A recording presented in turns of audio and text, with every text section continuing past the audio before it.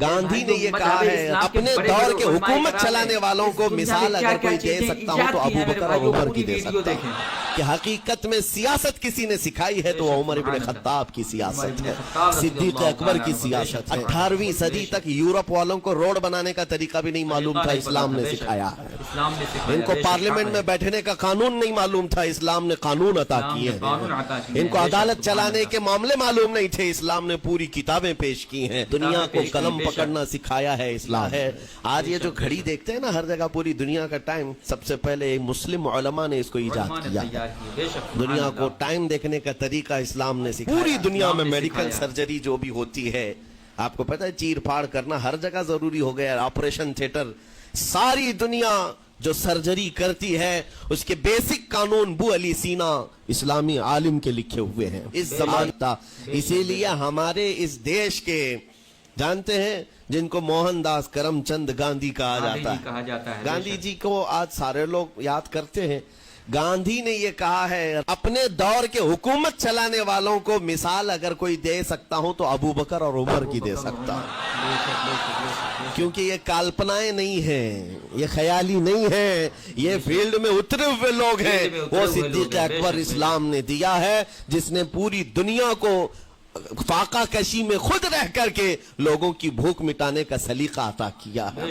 اس عمر ابن خطاب کو اسلام نے دنیا میں پیش کیا ہے جس عمر فاروق کا حال یہ ہے پورا مدینہ رات کو سوتا ہے اور یہ خلیفہ وقت گلیوں میں گشت کر رہا ہوتا ہے کہ کوئی بھوکا نہ سو رہا ہو۔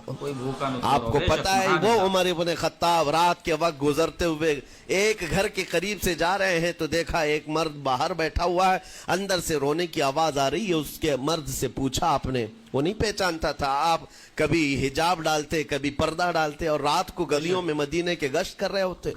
اس مرد سے پوچھا کیا معاملہ ہے؟ کہا کہ میری بیوی کے بچے کی ولادت کا وقت قریب آ گیا ہے، درد ذہ میں مبتلا ہے اور گھر میں کوئی نہیں ہے، تکلیف ہے۔ جانتے ہو حضرت عمر فاروق رضی اللہ تعالیٰ عنہ اپنے گھر سے اپنی بیوی کو، اپنی بیٹی کو، اپنی بہو کو بلوایا اور کہا جاؤ یہاں پر گھر میں بچے کی ولادت ہونے والی ہے، اس کی تیمارداری کرو۔ صبح تک خلیفۃ المسلمین کے گھر کی عورتیں ایک غریب کے گھر کی عورت کی تیمارداری کر رہی ہیں۔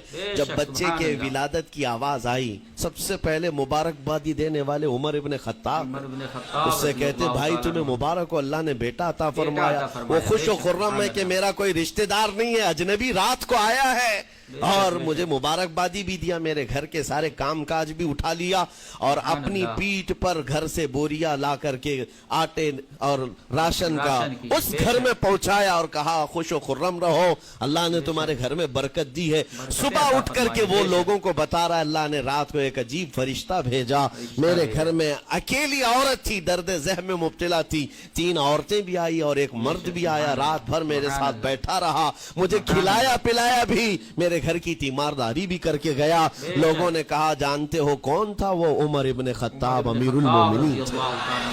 دنیا کو یہ سیاست کا سلیقہ دینے والا اسلام کا وہ عظیم سپہ سالار ہے۔